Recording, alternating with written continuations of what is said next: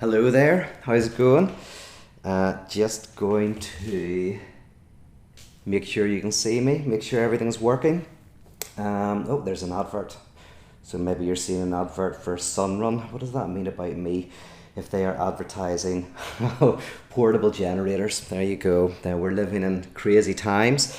Wherever you are, hope you're doing okay. Not going stir crazy. I don't actually know if you can even see me yet because, as I say, there is an advert running. Oh, I can skip the ad. And there I am. Fantastic. This is the first time, I think this might be the first time I've ever done a YouTube live video that hasn't been unlisted private. So hopefully some of you will be watching. I'm hoping because it's not private, there might be a few more of you who are just subscribed to YouTube who are able to see this.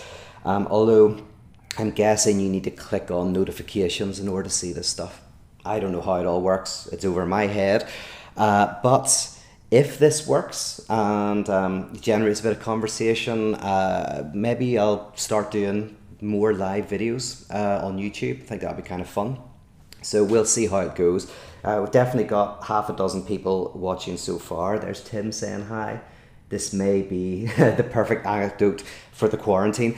I wouldn't say that yet. This could be the worst. This could be a good sleeping pill. If you're anxious and you can't sleep, maybe an hour-long chat about Anselm is exactly what you need to get a good night's rest. So we'll see how that goes. If you're watching live, please do chat away in the chat box. And if you have questions, put the questions in there and I will definitely see them because there's literally one comment so far in the chat box. I don't think it's going to be overrun. I was watching the Trump's speech yesterday about national emergency and the chat box goes crazy and there's all sorts of things in the chat box. I don't think that's going to be my problem. So what did I want to do in this YouTube live video? I mean, basically, in order to address that, I've got to tell you a little bit about Atheism for Lent. And by the way, I'm just going to relax, take my time, can talk about a few different things, and we'll get to Anselm soon enough. But as many of you know, I'm currently running this course called Atheism for Lent that I've been running now on and off for like 25 years. And it's a course that I run over Lent, but really it could be run at any time. It gives people 40 reflections. Sometimes it's music, art, something to read, something to watch, an interview. It's a whole range of different material.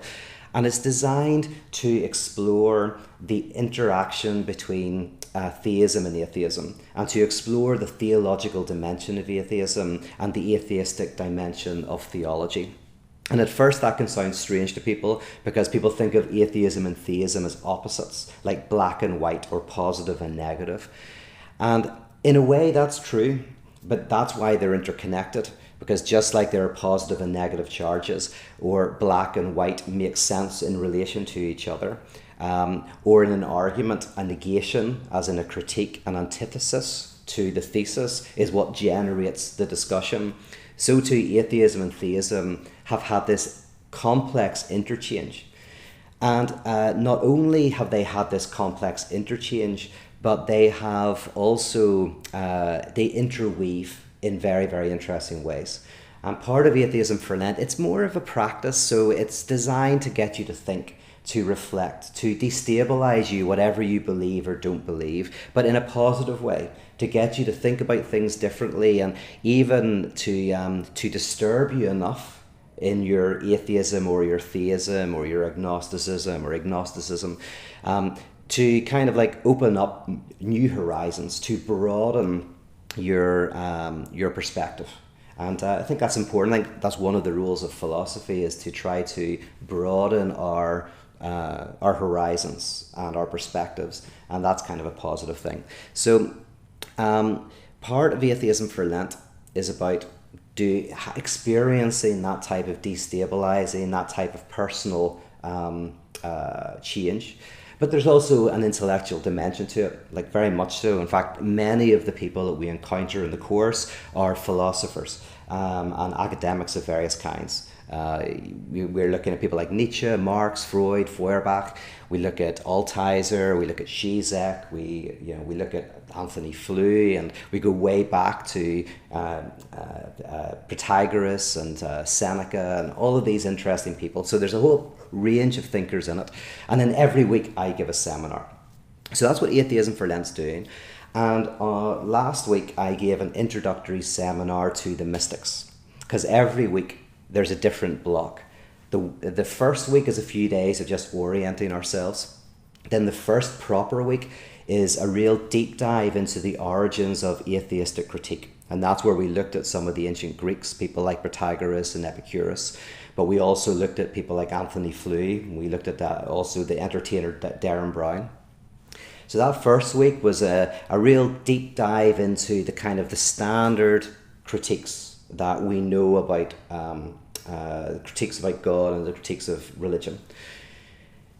Then the second week, the second main week, which is the week we've just done, is an introduction to this idea of where atheism actually becomes part of theism, where atheism is injected into the theological and the theistic enterprise. Now, it's only the beginning, and what I was doing by we looked at people like Pseudo-Dionysius. We also read Simone Weil, who's a contemporary, like she lived in the 20th century. And we looked at, who else? Oh, Meister Eckhart, Marguerite Porete. So some of the very famous mystics.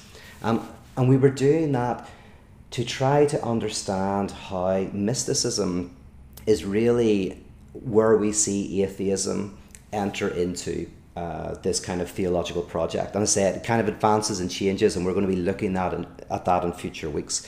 But at the end of this week, I wanted people to understand what this term means, the atheistic dimension of theism. So that was my aim for the end of this week, is people would kind of get a feel for that term, the atheistic dimension within theism. The next 2 weeks will be where we understand what the opposite phrase means, which is the theistic dimension of atheism. And for that, we're going to be looking, as I said, at Feuerbach, Marx, Freud, Nietzsche. We're also going to look at people like Paul Tillich, Bonhoeffer, Altizer, to kind of understand that. So that's not what I'm doing today. That's for the future weeks. And if you want to tune into that, jump onto Atheism for Lent. But this week was all about the mystics. And at the end of the seminar, I just felt that I hadn't said exactly what I wanted to say. Or I woke up this morning at least and thought, there's a few other things that I wanted to say about Anselm, didn't get to say. So I thought, let's just try YouTube Live. So what I want to do now is I want to kind of look at Anselm as one of the central figures for understanding mysticism, kind of understanding the position of the mystics. The first important mystic is Pseudo-Dionysius. But Anselm has a very cogent argument that can help us understand what is the insight of the mystics, what is central to their thought, and why is this connected to atheism. Now, I can't cover everything we've done on the previous seminars, but you can think of theism as a thesis, as a position, and atheism as a rejection of the theism, as an antithesis, right? So there's a positive and negative. And that's important as we look at what's called the Apophatic tradition, which is the tradition of the negative within theology. And say Anselm gives us a way to do that. But it's kind of weird because Anselm is very famous for giving the argument for the existence of God that's called the ontological argument. Now, there's debate over whether it should be called the ontological argument. Spoiler alert, it shouldn't be. And that will maybe become clear as I talk. But if you want to ask me why, so at the end I can remember to tell you. The ontological argument's more appropriate to to Descartes. Yeah, Descartes has an ontological argument. Anselm, not so much. But Anselm is famous for trying to give the definitive argument for the existence of God. And so it's weird that we look at Anselm to understand how atheism at an early stage took an important part within the theistic and the theological tradition. But we will look at why. So basically, just looking at, see, there's a couple of chats there, good. I'm very intrigued by this painting in the background. Oh yeah, that's my friend Johnny McEwen from Ireland. He's one of the best artists in Ireland, I think. He does kind of semi-abstract landscape art. He's also a very talented musician and very creative person. He was actually one of the key people behind Icon, which is the community that I facilitated for many years. And we play poker together, and I've got a few paintings that are the result of poker games, but that one wasn't. But yeah, he's a great artist. Go and buy some of his stuff. If you buy some of his stuff, tell him I sent you, and he might cut me in, at least for a pint, whenever I get back to Belfast. And some of you will have met Johnny McEwen if you've come to my Wake events or my Spark events. He's often there doing stuff. So thank you. You wanted to ask why? Oh yeah, thank you, Kate. Kate's just put in the question, why should it not be called the ontological argument? Thank you, I will get back to that. Okay, so here's Anselm's argument. You may have heard it before. It's very interesting. It's quite difficult to get your head around the first time you hear it, partly because it's so simple and sophisticated at the same time. So here's a version of it, right? If I was to say to you, I know a bachelor who's married, right? And then you were to say to me, I don't believe you, right? You do not know a bachelor who's married. I could respond by saying, well, hold on a second. Have you met every bachelor in the world, right? And if you haven't, then how can you know that there isn't a bachelor out there who's married, right? And how do you know that I haven't met him? And of course, you can easily respond by saying, I don't need to go out and meet every bachelor in the world. I don't need to do a sociological kind of a questionnaire to discover if every bachelor is unmarried. In fact, if I did do that, I would discover that there are some bachelors who are married. This is one of the problems with questionnaires sometimes with this kind of argument is if you go out and you interview 1,000 people and you ask them, do you know any bachelors who are married? Some people will say yes, because they just don't understand what the word bachelor means. So you could come back with a statistic that says, well, it looks like there are very few, but there must be some bachelors who are married. But you can say to me, no, I don't need to do that. I don't have to go out into the world, what's called a posteriori exploration, which is where you go into the world and experience. I don't need to do that, because the very definition of bachelor is unmarried man, right? That's what bachelor means. So if you say to me, I know a bachelor who's married, that is like saying, that is saying, I know someone who is unmarried, who is married. And that's just meaningless. It's a meaningless statement. You're not saying, I know someone who's unmarried who was married or who will be married in the future. You're making a claim that this unmarried person is married. And go like, so I know your argument's wrong. And then I turn around to you and go, okay. But a different one then. I once saw a triangle that had 4 sides. It's exactly the same thing. If I say to you that and you say, no, you haven't, you've never seen a triangle with 4 sides. And then of course I respond and I go, how do you know? Have you seen every triangle in the world? You know, you obviously haven't. You can't lie to me. Your response to that is, I don't need to. Because within the very definition of triangle, it's a shape with 3 sides. So you're saying to me, I saw a shape with 3 sides that had 4 sides. Okay. So that's pretty simple. But this is where Anselm does something really clever, really ingenious. It's kind of fun. It's a logical puzzle. So he then comes along and he says, all right, I'm claiming that God doesn't exist. Right? Now, first of all, we have to work out what is the definition of God. Just like we had to work out what's the definition of a bachelor, unmarried man, what's the definition of a triangle, a 3-sided shape, what's the definition of God? And Anselm says, definition of God is that than which none greater can be conceived. Right? Very good definition of God. Right? Very simple, very precise, very solid. Right? When you say the word God, whether or not you believe God exists, you are referring to the idea of that than which none greater can be conceived. If you can conceive of something greater, then you're not talking about God. Okay, right, so that's the definition. We're off to a good start. So I am saying a being, or that which, I don't want to say being, that's why I'm hesitating, by the way. So if I say a being greater, that none greater can be conceived, that's not quite right. That which no greater can be conceived, right? I'm saying that does not exist. Okay? That than which none greater can be conceived does not exist. So you can say to me, well, okay, well, what is the term that than which none greater can be conceived? What does it mean? Let's parse it out. Well, we're talking about a being that's strong. But it can't just be strong or very strong. It has to be the strongest being that's possible. That than which no stronger exists, right? Because it has to have what's called maximal greatness.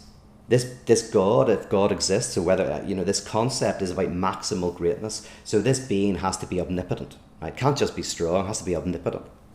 Fair enough. And you go like, this being can't just be some place or most places. This must be in every place. It must be omniscient, or omnipresent. Go like, yeah, okay. And this being can't just know some things. This being must know everything that's possible to know. Omniscience, right? You go, okay, right, these are all great, maximally great properties, so we list them down, right? That's what that means. And then Anselm, pulls out the ace card, and now he's got you trapped.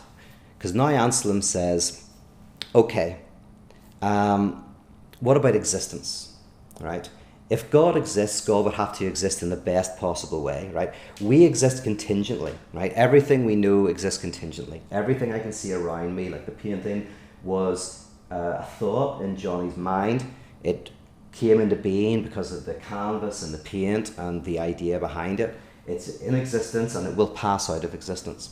I am contingent, I came into existence, I will pass out of existence, right? And I could well not have existed. It's very easy for me to imagine that the circumstances could have been different and I would not be here, or this painting wouldn't be here, or you wouldn't be here, right? Everything that we experience in life exists contingently. Now, Anselm says that's better than not existing, right? So not existing, he basically says something that exists just in the mind but not in reality, that's the lowest level. So Sherlock Holmes exists in the mind but not in reality. That's the lowest level of existence. Second level of existence is something that exists in the mind and in reality. So with the painting, it obviously existed just in Johnny's mind for a while, and then he painted it and it existed in reality and in his mind, right? But then also Anselm says it's possible for something to exist in reality that cannot be contained by the mind. So the first level is something that exists in the mind but not in reality. Second level is something that exists in reality and in the mind. And the third, that which exists in reality but cannot be grasped by the mind. That would be the greatest level of existence. So what he's done now is he said there's two types of existence that God would have. One is necessary existence. So necessary existence is God has to exist. God cannot not exist. God is the first cause, the unmoved mover, right? That just like 2 + 2 = 4 is a type of necessary existence, right? It doesn't get old. Doesn't it's there. God would have necessary existence, unlike us who have contingent existence, and God would have hyper existence, as in existence in reality that cannot be contained by the mind, because those are maximally great properties. So there we go, we've got now a list of what we mean by God. We haven't got to the argument yet of whether God exists or not. We've just got to the point where we both understand what we're talking about. Whenever we're arguing about the existence of God, we mean that than which none greater can be conceived, which means that which has maximally great properties. And those properties are things like omnipotence, omnipresence, omniscience, necessary existence, and hyper-existence. Okay, now you'll maybe see where he's going with this. So he says, right, okay, so if you tell me that God doesn't exist, what you are saying is that God, who necessarily exists, doesn't exist, right? So you're saying a thing that necessarily is not. A thing that necessarily exists isn't. And of course, the person's going to go, no, hold on a second. I'm not talking about the existence of God. I'm just saying, like, this is the definition of God. If God exists, God would have necessary existence. God would be hyper-existent. God would be all-powerful, omniscient. I'm not talking about God actually existing.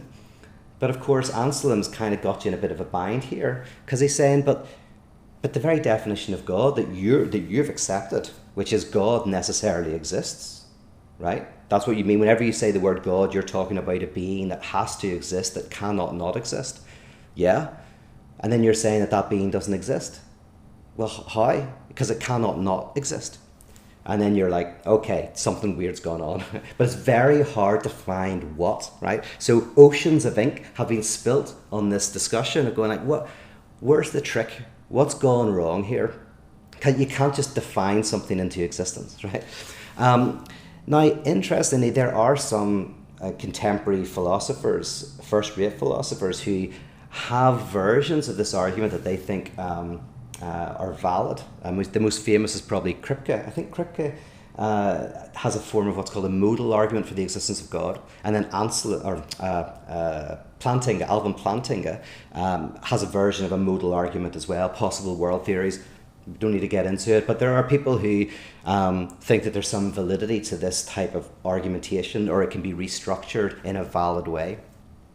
But the main argument against it, and by the way, if you want, you should stop now and walk around and think about this. Maybe you can't go for a walk outside because of the coronavirus, right? But you go walk around your apartment and just kind of get your head into this question or this argument and try and feel it and feel how weird it is and feel how frustrated. It should make you frustrated because it feels like there's a fast. It's like watching a magician. You don't know where the sleight of hand is, but you know there's some sleight of hand somewhere, right? And then you can come back to the video and then we'll carry on, because I'm about to give you the spoiler of maybe why it's not valid, at least in Anselm's form. Immanuel Kant, he basically, in his book, The Critique of Pure Reason, he has, in the second half of the book, he looks at the arguments for the existence of God, and he boils them all down to this one. And he says all the other arguments for the existence of God kind of presuppose this so-called ontological argument. And he says, okay, well, does it work? And Kant's argument is no. And the problem is that it's a bit of an issue with language. We're treating existence as a property that something has.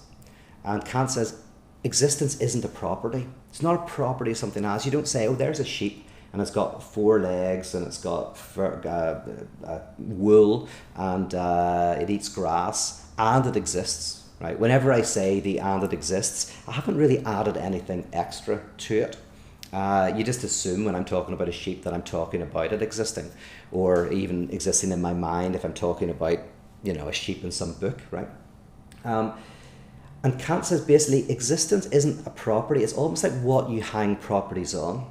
It's the clothesline upon which you pin various properties. And so Kant says basically the argument is more like this. It's like I am saying to you, if God exists, God is omnipotent, omniscient, omnipresent, necessarily exists and has hyper-existence, right? If God exists, all of those are right. All of those properties are correct. But you still haven't worked out whether God exists or not. So you either believe God exists and then you assume all of this is true, or you don't, and you're not forced to believe, right? So that's kind of Kant's argument. Now, if you go along with that, the first thing you might do is think, okay, so there's nothing interesting here, nothing to see in Anselm's Proslogion. This is an old argument. It's fun. It's interesting to get the mind going, but ultimately it's not valid. However, that's not really necessarily the case, right? Because Anselm wasn't even that interested in proving the existence of God. That wasn't what he was trying to do. He talks about faith seeking understanding. He starts off already believing. He says, I'm already caught up in this, and I just want to understand what I'm caught up in. So he feels he's already caught up in something that he calls God. And so all he's trying to do in the proslogion is it's like a devotional journal, but done by someone incredibly intelligent. So a devotional journal in which he's trying to understand what he is immersed in and what he already believes or already has faith in. And so what value is in this contemplative piece of work called the proslogion? What's going on? You could say this.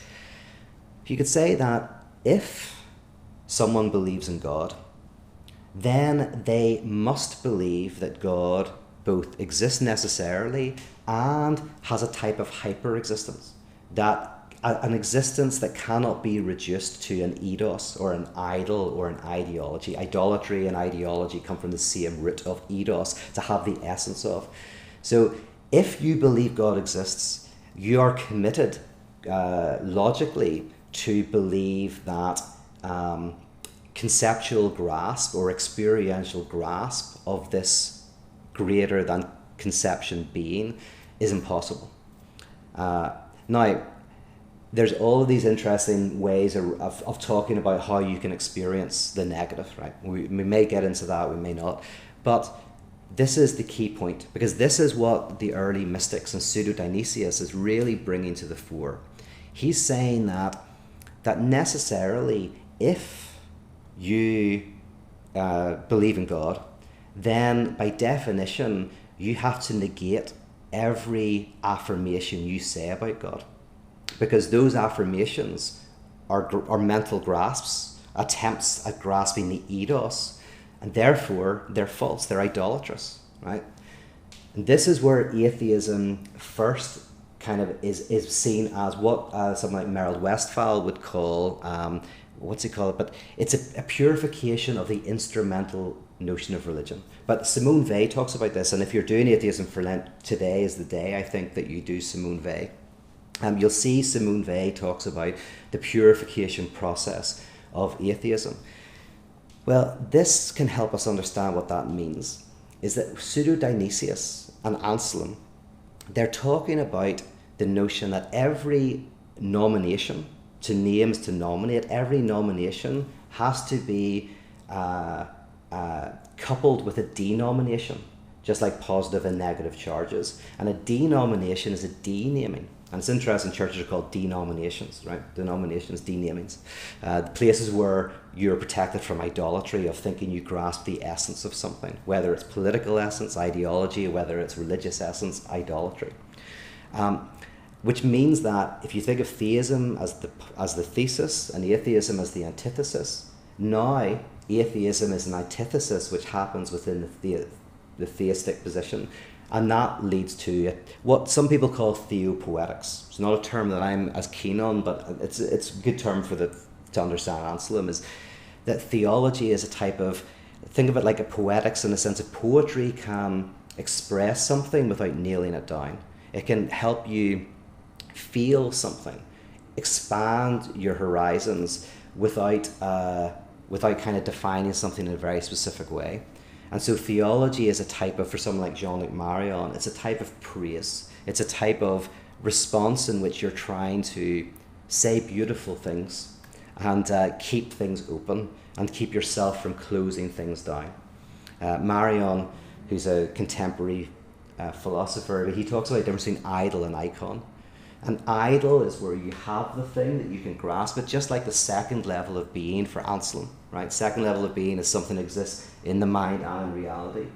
So idolatry is when you think you can conceptualize that which is greater than can be conceived.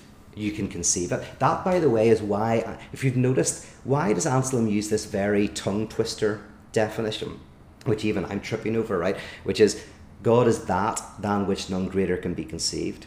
Why does he not say God is the greatest conceivable being? Which is kind of what Descartes says, right? And that's how often Anselm is thought of. People who haven't read Anselm often think, oh yeah, God is the greatest conceivable being.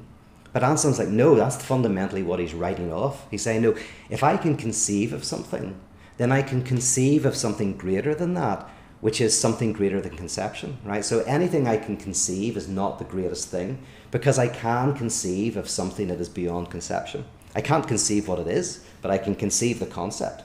Just like infinity, I can conceive infinity. I can't grasp infinity because infinity is just an ongoing thing. There's no end to infinity. But I can grasp it intellectually through the word infinity. So in a similar way, Anselm very much avoids the idea that we have a conceptual grasp of something other. Rather, he wants to say that than which none greater can be conceived, which means a being which is greater than conception, right? So idolatry is at the level of the second, and the iconic dimension is at the level of the third. And the iconic dimension, if you think of an icon is a painting of a religious figure, but the idea is that the painting draws you into what is beyond it. Just like when you love someone, as Emmanuel Levinas said, if you love someone, you don't see the colour of their eyes, right? You can be looking at someone and in this conversation with them and very deeply discussing them, and you're looking at their eyes for an hour, but you turn away and someone asks you what the colour of their eyes are and you have no idea. And it's not because you're not concentrating, because you're in this very deep conversation, you are concentrating, but you're kind of entering into an iconic experience in which you're kind of seeing beyond what's visible, but you're seeing what's visible, you're staring right at it, but that's opening up to something other than being, other than what's in front of you. So that's what an iconic painting is supposed to do, and an iconic space or an iconic discourse is a discourse that doesn't define something so much as draws you into something, invites you into something.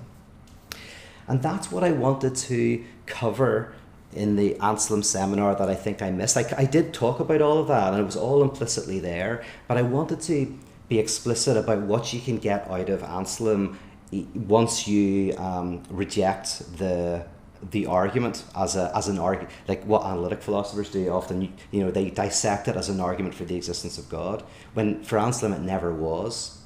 It kind of was and wasn't. It was mostly devotional. It was mostly him just trying to understand his own position. But once you get rid of that, you're not left with nothing. You're left with going, oh, this is still a protection for anyone who says they believe in God. Then you can, if you want and if they're open to it, say they're young, they're just kind of starting to believe and they think they've got it all nailed down, right? You can very gradually show them that doubt, complexity and ambiguity is not an attack on their position. It's actually a purification that protects them against idolatry, right? So that's the movement. And that's what I used to do. That's what I did in my first book. That was the point of my first book, really, was to try to introduce into the evangelical community the notion that doubt, complexity and ambiguity were not things that attacked the system of belief, but actually were purification tools, something that were a vital aspect of it. You've probably all heard me refer to an old Jewish parable, one of my favourites, about this young kid who he's in his late 20s, and he comes to an old rabbi and says, Rabbi, I want to know the wisdom of God. And the rabbi says to him, go away, you're too young, right? Come back in 5 years. And the young kid's arrogance says, no, I'm ready. I've been studying. I've studied philosophy, I know modal logic, I know symbolic logic, I've studied Aristotle, the scholastics, I'm ready. I want to learn from you. I want to learn about the nature of God. And the rabbi thinks for a second and then says, okay, I'll ask you a question to test you, to see if you're ready. And the rabbi says, 2 guys come down a chimney. One has soot on his face and the other doesn't. Who washes their face? And the young guy thinks, oh, well, the person with soot in his face. And the rabbi says, no, go away. Of course not. It's the one without the soot on their face. Why? Well, the one with the soot in their face, they don't see it. They see the other person. The other person doesn't have soot on their face, right? But the other person, they look at their friend and they see their friend's covered in soot. So of course they're going to assume I must be covered in soot. So it's the one who doesn't have the soot on his face who washes his face. And the young guy goes, oh yeah, of course. Well, listen, test me again. And the rabbi, as many of you know, says, okay, a different question. 2 guys come down a chimney, one has soot in their face, one doesn't. Who washes their face? And the guy says, well, was it my first answer for different reasons? Or it was the guy who doesn't have soot in his face. And the rabbi says, no. He says, the guy with the soot in his face, stop trying to be clever. He tastes it in his mouth. He feels it in his eyes, right? He brushes his face. And then he says, one more question. Two guys come down a chimney, one has soot in their face, one doesn't. Who washes their face? And the young guy goes, I think it was my first answer, but I gave the wrong reasons. And the rabbi goes, no. They both wash their face. How can you not come down a chimney and not think you got soot in your face? Go away, come back in 5 years. Right. So what is this parable about? Well, in a way, the young person is the one who wants to have the answer, to nail things down. And that's what they want. They want the answer. And the rabbi is saying, you are entering into a conversation that's been going on for thousands of years and will be going on for thousands of years after we're dead. And it's not about having the right answer. It's about being passionately involved in that ongoing conversation. This is what Atheism for Lent is actually. It's about being part of this ongoing dialectic conversation. And if you're not ready for that, then you're not going to want to get into it. Go away, come back in 5 years, right? Come back when you're ready.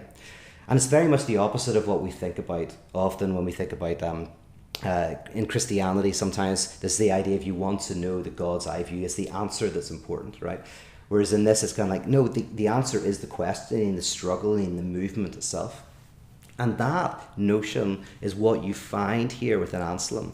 It's like going like, no, you can't pin it down. You can't know it. All you can do is have a conversation that enlivens, that enriches, that's transformative. And in that, something becomes clear. But it's not the ethos, it's not the idolatry. Now, there's lots of questions that come up from this. One of them, which I'm not going to answer, I'm just going to mark it because we're going to look at it in the next few weeks, is, well, how do you speak of the unspeakable? Is that just an oxymoron? Is that just a straight up contradiction? And what I would look at is kind of know is that actually the history of the scientific and academic kind of philosophical tradition has been all about this. How do you speak of what you cannot speak? How do you talk about nothing? How do you mark the negative?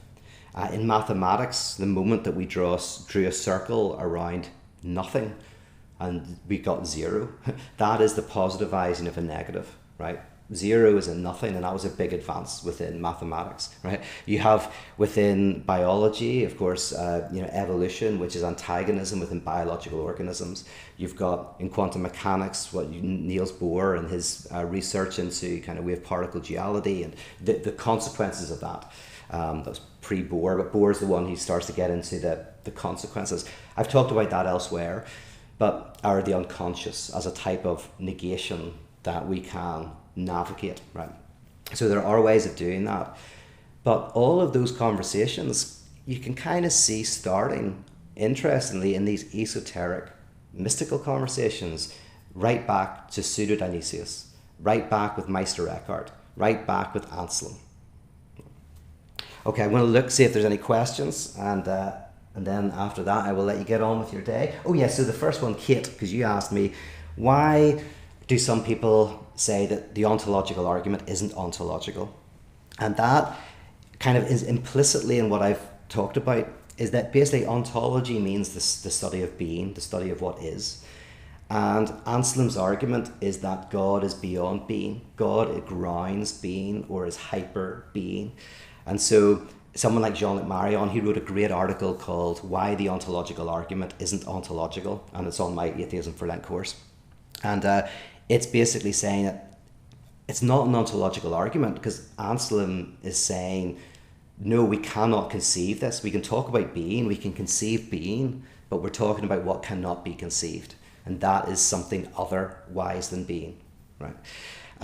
Whereas Descartes, he has an argument that's similar to Anselm in the sense of it's an argument that works what's called a priori, prior to our experience of the world. Basically, Descartes tries to argue for the existence of God purely from the mind. And in a nutshell, he says this, you'll know this, right? This part anyway. Descartes starts to doubt everything, right? He says, I can doubt that I'm here, I can doubt that I'm awake, I can doubt that I experiencing reality the way it is. I can doubt all of that. There might be an all-powerful demon who's in control of everything and who's making sure that everything I believe is wrong. And so Descartes is trying to find, like this is something a lot of philosophers do, is trying to find a starting point, something that you can start with that's indubitable. And he goes, okay, is there anything this all-powerful demon couldn't fool me about? And he says, well, I suppose he can't fool me into thinking that I'm not thinking. Because if I'm thinking that I'm not thinking, I'm thinking, right? I'm thinking about not thinking. So it goes like, okay, so I can't be fooled that I'm thinking when I'm thinking. As I say, because even if I'm thinking I'm not thinking, I'm thinking I'm not thinking, right? So he says, okay, so I think, therefore I am, right? I am in the process of thinking. There is an affirmation of my existence. So that's where he starts from. And then he goes to, it's been a while since I've read this, but he goes from there to arguing that we have a concept of God in our mind. And he then says that we cannot conceptualize something greater than our intellectual ability. But he says, but God is greater than anything we experience in the world. We couldn't have come up with that thought ourselves. This is Descartes' argument. And so someone must have put it there, but only God could think God. So therefore God must have put the idea of God in our minds. And then that allows him to kind of move forward. And it's a strange argument, but that's an ontological argument, more so than Anselm's. All right. Kate says, so the way that God is spoken of in typical Western churches could be seen as an iconic metaphorical expression rather than an actual definition. Yeah, so it depends. But yeah, like whenever you talk about God as we do it all the time. Like theological language is very metaphorical, similes and analogies. So God is warrior, God is peacemaker. They're two opposites. They don't fit together if you take them literally, but if you take them metaphorically, you can. God who hears everything, God who doesn't, who's deaf to the cries of people, or who's caught off guard by something, and then God who is everywhere. You could see that in a way all of this, even when we're talking in very literal ways, isn't. I mean, C.S. Lewis kind of got this. One of C.S. Lewis's critiques of John Robinson, who was a bishop who wrote Honest to God, who was kind of an early radical theologian. One of his critiques was not that John Robinson went too far by saying that everything is a kind of metaphor. C.S. Lewis felt like we've always known that. That's always been in the theological tradition. Of course it is. Everything.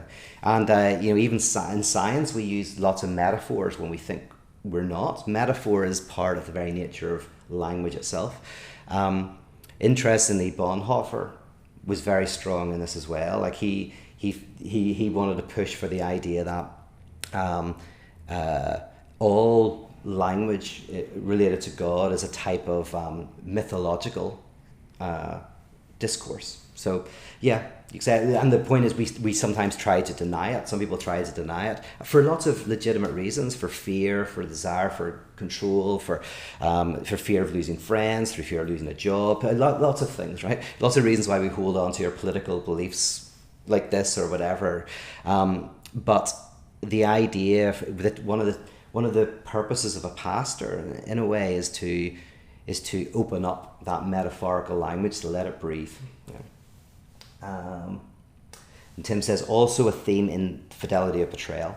Oh yeah, that was my second book, I think, Fidelity of Betrayal, and that the very fact it's called Fidelity of Betrayal. I'm not sure if this is what you're referring to, but when you talk about opposites like atheism and theism, or black and white, and things that look different, fidelity and betrayal is a dialectic, right? They seem like they're completely separate, but actually betraying what you believe can be an act of fidelity. It can be this kind of process. So yeah, in that book I was kind of exploring a version of this type of dialectic thinking that we've been looking at.